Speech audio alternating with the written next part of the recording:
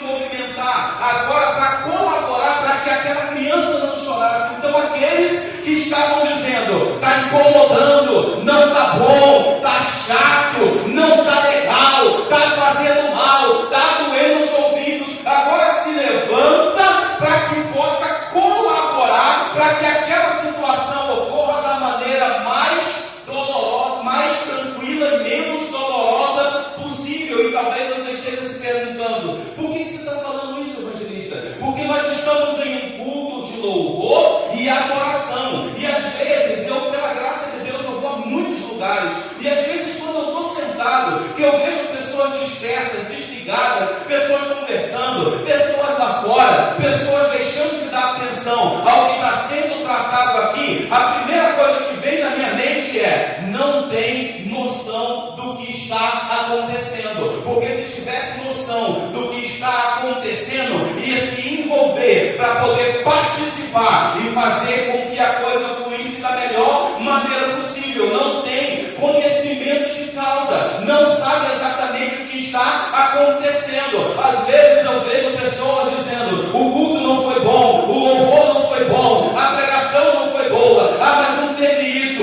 não foi aquilo. A primeira coisa que eu penso, não tem conhecimento de causa, não sabe o que está acontecendo, porque se soubesse o que está acontecendo, ao invés de criticar, apontar, reclamar, se chatear, se entristecer, sujar o coração, ia se posicionar para que pudesse colaborar e fazer com que isso fluísse da melhor maneira possível, assim como aquelas pessoas no vagão. Quando a gente tem conhecimento de causa, a gente não critica, a gente se posiciona para dizer o que eu posso fazer para que isso possa ser melhor.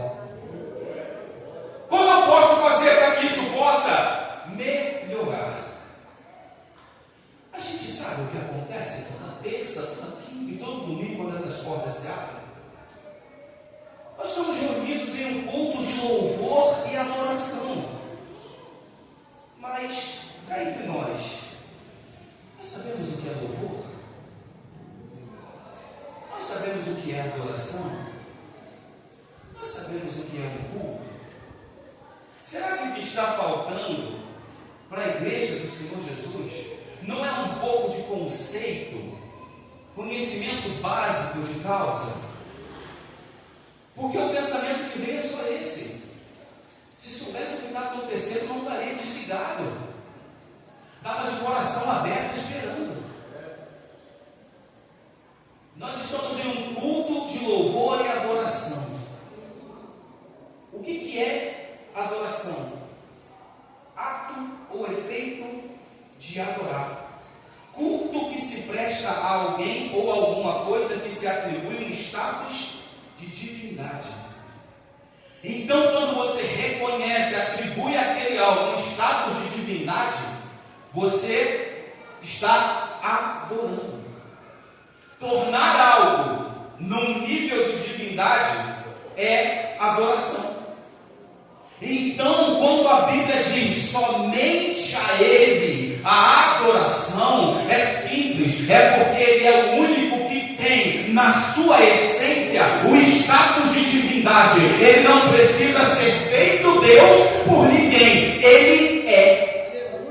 Ele chega para Isaías e diz, vai no meio do povo e diz que eu sou, não precisa ninguém me atribuir status de divindade, isso está na minha essência. É por isso que Ele é o único que é digno de adoração. A prostituta Raabe, ela vai dizer para aqueles dois espíritos, ele vai dizer para Josué e Caleb, mas o povo está tremendo, o povo está temendo, o povo está com medo, porque eles já reconheceram que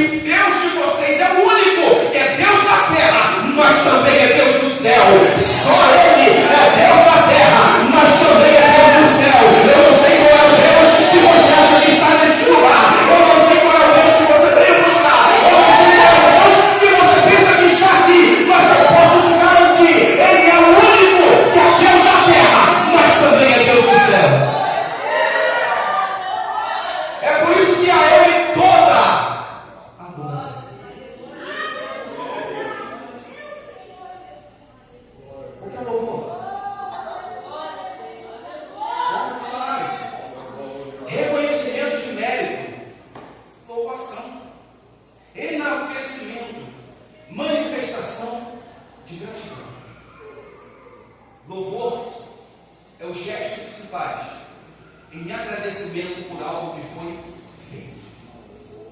É por isso que você canta: eu não adoro pelo que ele faz, não por como. Adorar é dar a alguém o status de divindade. Pelo que a pessoa faz, você pode louvar. A Bíblia diz: a Ele todo louvor. Então eu louvo a Deus pela vida de vocês. Louvar é uma atitude que se toma em reconhecimento a algo que a pessoa fez. Então você está num culto de louvor e adoração. Você está louvando a Deus por tudo que Ele fez e está fazendo parar. E você está adorando a Deus simplesmente por quem Ele é. O simples fato de Ele ser o Deus de Israel, Todo-Poderoso, Criador dos céus e da terra. Só por quem Ele é, você o adora. E por que Ele faz, você o louva. Agora nós temos um conceito mais simples aqui para trabalhar, e é aqui que eu quero ficar contigo. Porque o culto é um instrumento que um dos instrumentos que nos é dado para estabelecer esse tipo de comunicação com Deus. Através da adoração, através do louvor.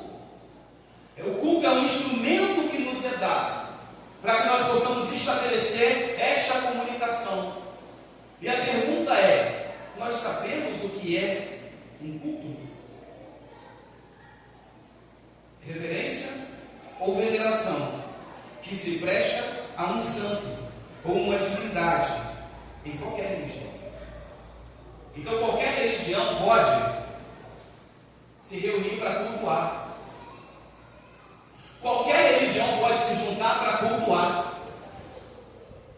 É quem está prestando culto que vai fazer por onde, através da adoração e do louvor. É quem está prestando culto que vai ter a responsabilidade de sinalizar qual é o Deus que está sendo adorado nessa reunião. Somos nós quem temos que sinalizar quem é o Deus que está sendo adorado nesta reunião. Porque tem gente que entra e vai adorar o celular, vai adorar alguma situação lá fora, não sinaliza que quem está sendo adorado aqui é Deus. Porque se nós entendêssemos na essência que isso é uma reunião de adoração a Deus, a mensagem podia parar por aqui. Entender na essência que nós estamos reunidos para cultuar e adorar e louvar a Deus. Eu posso entregar o microfone. Agora, como é o culto? Como se faz o culto? É claro que não existe um modelo engessado, existem várias liturgias.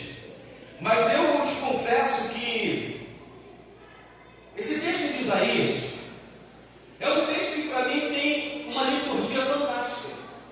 Porque o que eu vejo acontecer aqui, presbítero Wagner, é um culto.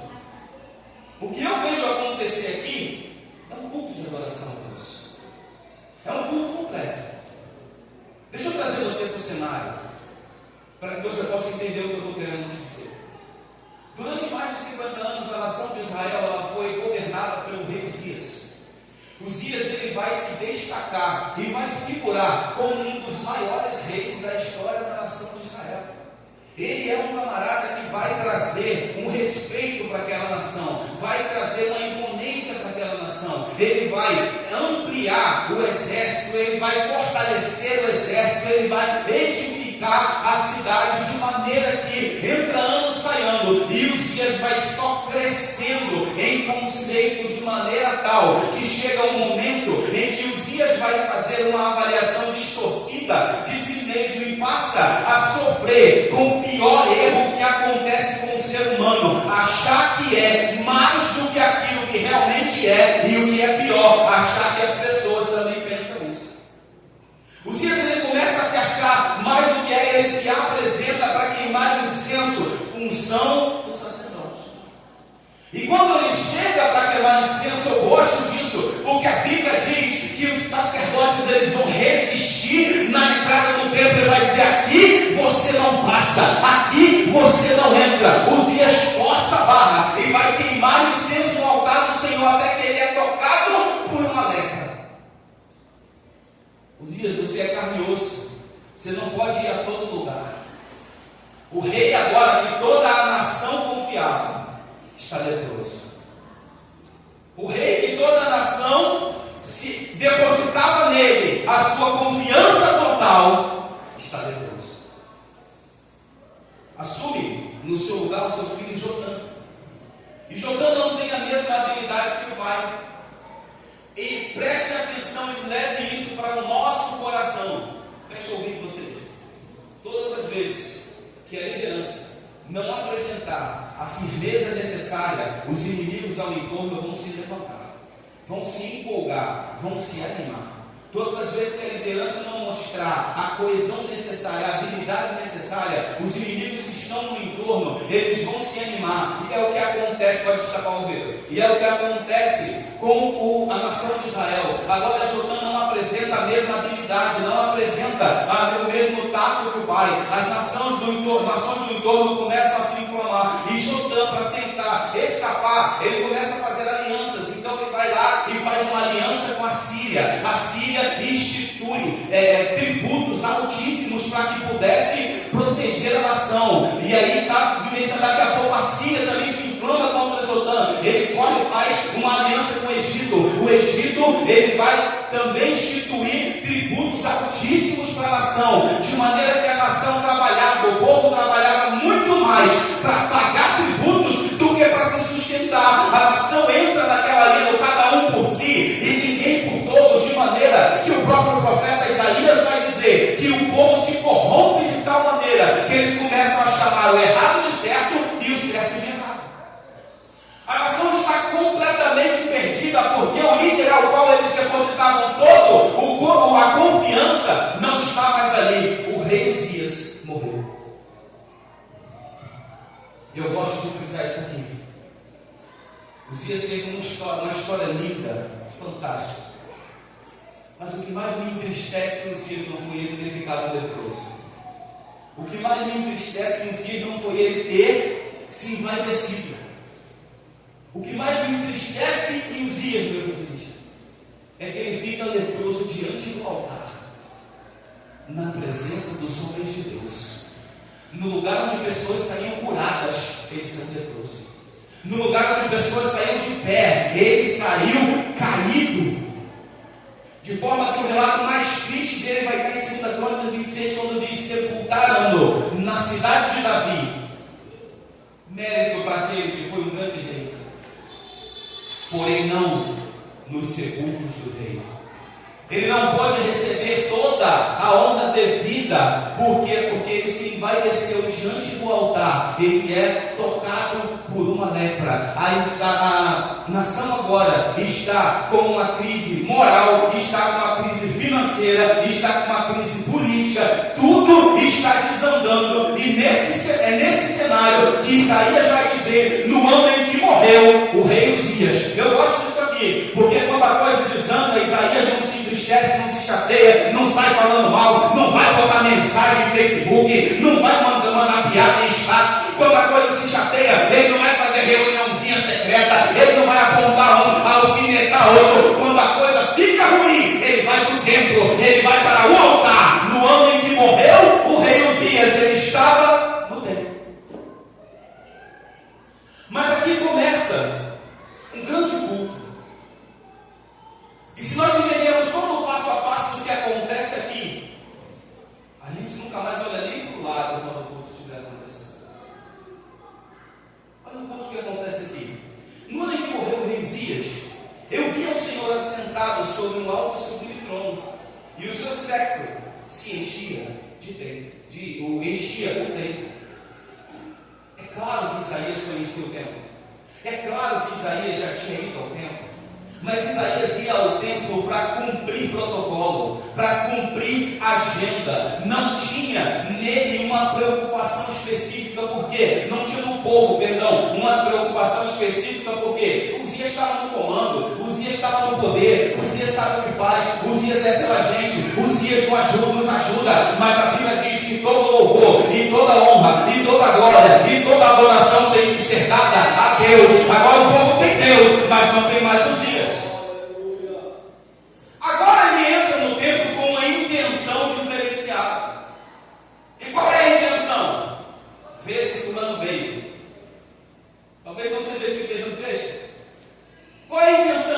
ver que hora esse plano chegou. Aí eu vou lá no culto, faz cara de paisagem para não parecer aqui contigo.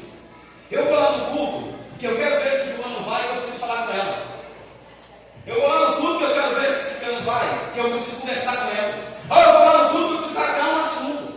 Aí eu vou lá no culto, porque senão depois o bispo vai mandar mensagem para mim perguntando o que houve, ou então vai mandar uma interrogaçãozinha para mim. Então eu vou no culto para marcar minha presença e cumprir a minha agenda. Nada disso serve. Isaías vai nos mostrar que o culto só começa quando a gente entra por aquelas portas com uma única intenção: ter um encontro com Deus. É só quando a gente entra com o coração disponível para ter um encontro com Deus é que o culto para você começa. A diferença é que agora ele chega aqui no momento de desespero e ele quer ver Deus. Ele quer ter um encontro com Deus. Então é terça, é quinta, é domingo. Se arruma e fala com ele: Deus, eu estou indo lá encontrar com o Senhor. Não importa quem vai, como vai, que hora chega. Não importa quem fala, quem não fala. Não importa problema, processo, situação. Não importa está triste, está alegre, está feliz. Não importa dispensa cheia, dispensa vazia. Não importa casamento bom, casamento em crise. Não importa tudo bem na escola, tudo mal na escola. Não importa, eu vou passar por aquelas portas, porque eu quero ter um encontro contigo. Entre aqui com o único objetivo de ter um encontro com Deus. Se não for assim, o seu culto não começa. Não começa. Não lamenta a quantidade de vezes que você entrou aqui, ficou 2 horas e saiu sem ter começado um culto. As coisas velhas se passaram. O culto só começa quando você passa por aquelas portas, disposto a ter um encontro com Deus. Enquanto eu não encontrar com ele, eu não arrego o pé. O povo pode ir embora, bicho, deixa o cadeado aberto, eu vou ficar. Enquanto eu não tiver um encontro com ele, eu não saio. E quando ele tem um encontro com Deus, nós vamos ver que algo está acontecendo aqui. Ele tem 6 serafins, anjos de fogo. E eu acho interessante que ele nos diz assim: olha, e os serafins, eles estavam conversando. 6 serafins, não, perdão, ele deu os serafins, 6 eram as asas. Ele diz assim: e os serafins estavam conversando, uns no banheiro, uns batendo papo, e uns com a Bíblia aberta e o celular em cima, para o pessoal do ministério não perceber. Deixa eu dar uma dica para você: dá para ver a luz refletindo no rosto. A gente sabe que você está com o celular. Ele não diz que os serafins estavam lá fora batendo papo. Ele não diz que os serafins estavam combinando nada. Ele diz que os serafins faziam apenas uma coisa: eles sobrevoavam, gerando um movimento de adoração. Então eles estão dizendo: Santo, Santo, Santo, Santo, Santo, Santo, Santo. Eles estão adorando. Cada você não tem boca para adorar. E dentro aqui já tem um encontro com ele. E nessa noite quer despejar toda a sua adoração. Santo, Santo, Santo é o Senhor. Quando você diz que é santo, você informa. Quando você diz santo, santo, você reforça. Quando você diz santo, santo, santo, você eleva ao patamar mais alto que existe. Porque nos originais em que a Bíblia foi escrita não existe superlativo, não existe santíssimo.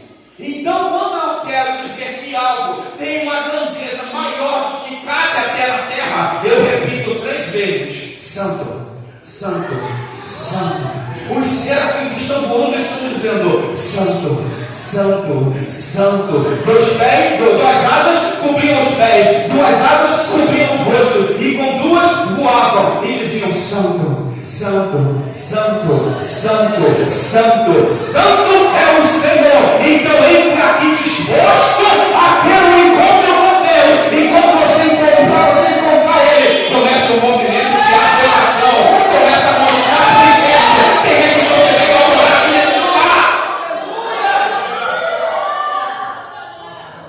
Quando você diz santo, pode ser o mocinho lá da escada.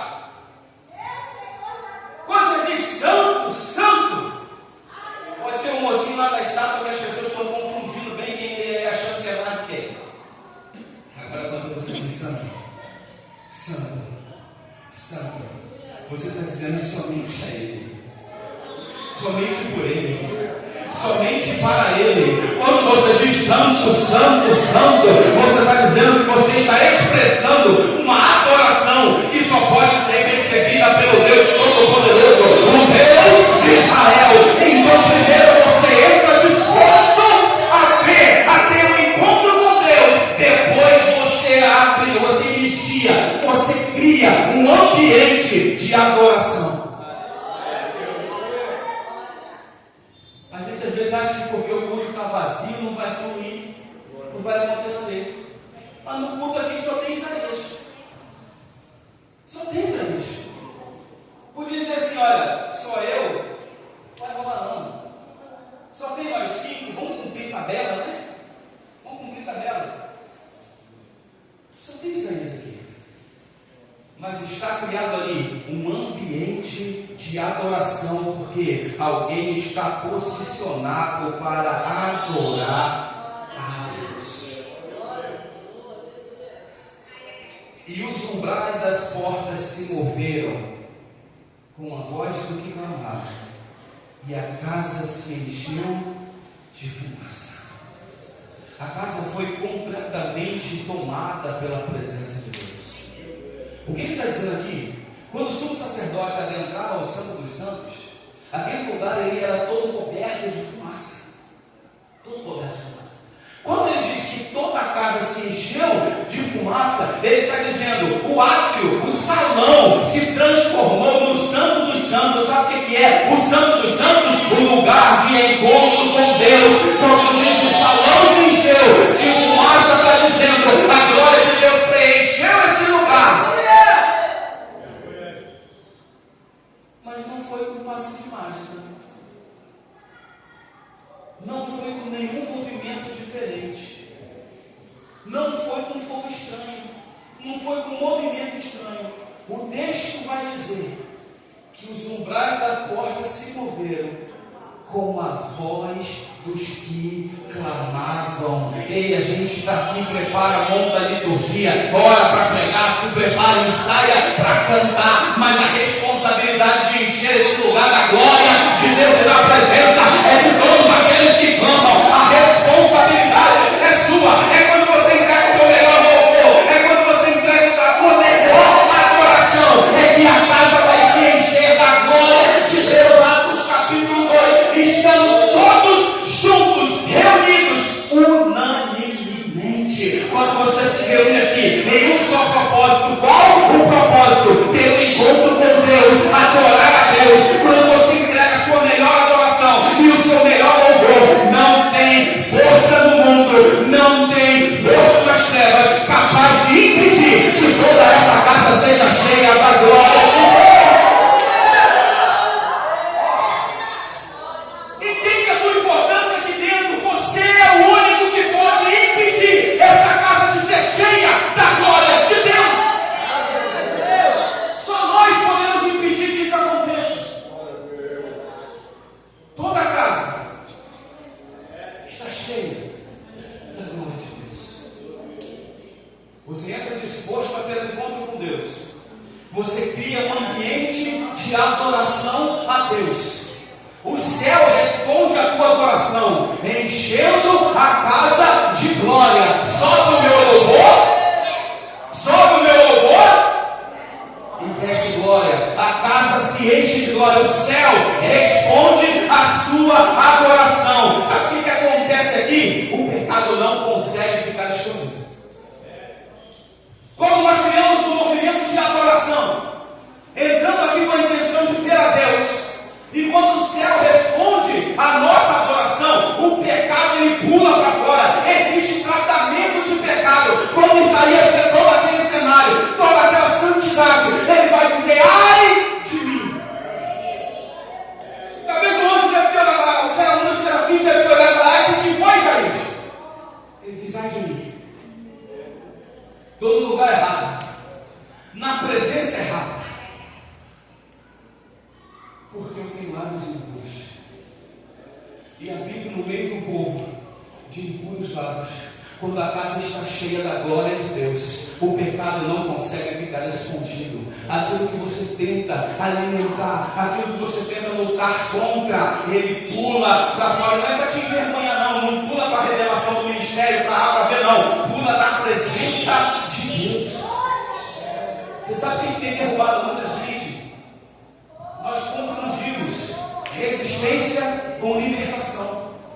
Resistência é uma coisa, libertação é outra. Tem gente que porque resiste ao pecado se sente liberto e lá na frente está caindo.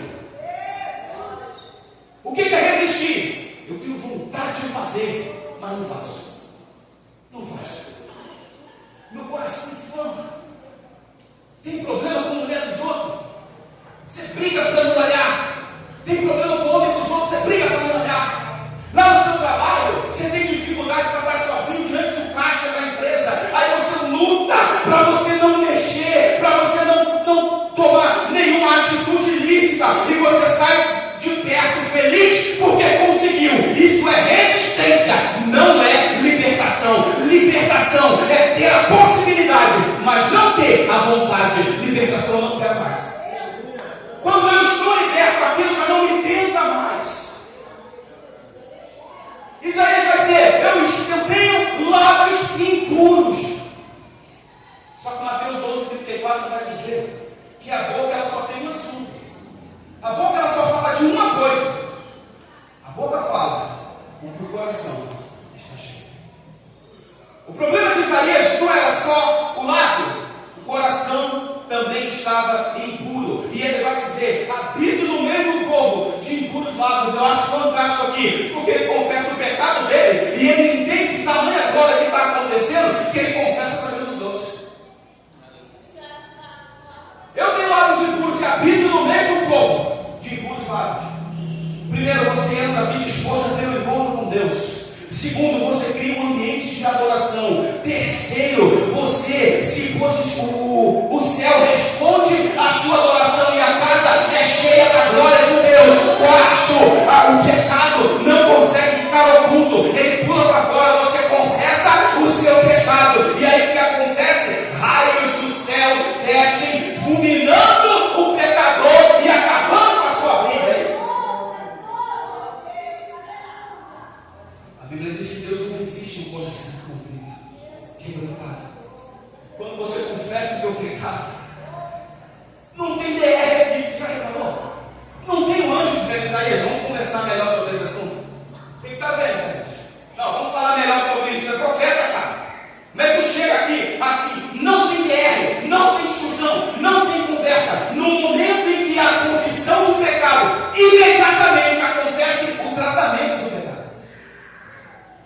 Imediatamente. O texto diz que o anjo vai lá, o serafim vai lá, pega uma brasa viva do altar, vai até Isaías e não entrega na mão, não toca na cabeça, não joga para Isaías pegar, não põe no bolso. Ele vai e toca no lábio de Isaías. O teu problema está aqui, Isaías. É isso que está te impedindo de contemplar toda a glória que está acontecendo. É isso que está te constrangindo diante da presença de Deus. Então, pronto, tinha o pecado, não tem mais. O sermão está purificado. Quando você está diante da presença de Deus, com a casa cheia de glória, e confessa o teu pecado, Ele trata o seu pecado. Tratamento de pecado. O anjo vem e toca no lado. Isaías, não vamos fazer rodeio não, que nós estamos na presença de Deus. Tem algo muito mais importante para ser feito aqui: louvar e adorar ao Todo-Poderoso. Então não vamos perder tempo com pecado, com iniquidade não. Você já confessou já, e está pronto, está tratado, está tranquilo, acabou, está purificado. Agora segue o culto de adoração a Deus. Tratamento de pecado. Agora você quer ver uma coisa interessantíssima? É importante você entender, para você entender. É só sobre isso que eu queria falar. Só sobre isso que eu queria falar. Primeiro, a gente entra com uma única intenção: ter um encontro com Deus. Segundo, a gente cria um ambiente de adoração. Terceiro, o céu responde a nossa adoração e a casa se enche de glória. Quarto, a glória de Deus nos constrange com um amor tão grande confortável e confessa o nosso pecado. Quinto, esse amor entra em ação, porque amor sem atitude é só um verbo. Esse amor é transformado em ação a partir do momento em que Deus trata aquele pecado. Tudo isso aconteceu. E olha o que ele diz no verso 8. Depois disso, ouvi a voz do Senhor. Olha a importância da primeira parte do culto. Olha a importância do primeiro momento. Tudo isso que nós vimos até agora, são 8:55. Tudo isso que nós vimos até agora aconteceu e Deus não abriu a boca ainda. O problema, o que dificulta a fluidez do seu culto, é que às vezes isso aqui está acontecendo e você está em casa enrolando para se arrumar. Isso aqui está acontecendo e você está em casa agarrado no WhatsApp respondendo mensagem que pode ser respondido depois. O problema é que tudo isso está acontecendo e você está com a cabeça em outros lugares e não está antenado para preparar o teu coração para o momento onde Deus vai falar. Tudo isso aconteceu e Ele vai dizer, verso 8 está aqui, depois disso eu ouvi a voz de Deus. Só depois de tudo isso é que Deus falou. Só depois de tudo isso é que Deus falou. E Deus vai dizer, a quem enviarei? E quem há de ir por nós? A quem enviarei? Fica sugestivo. Fica sugestivo.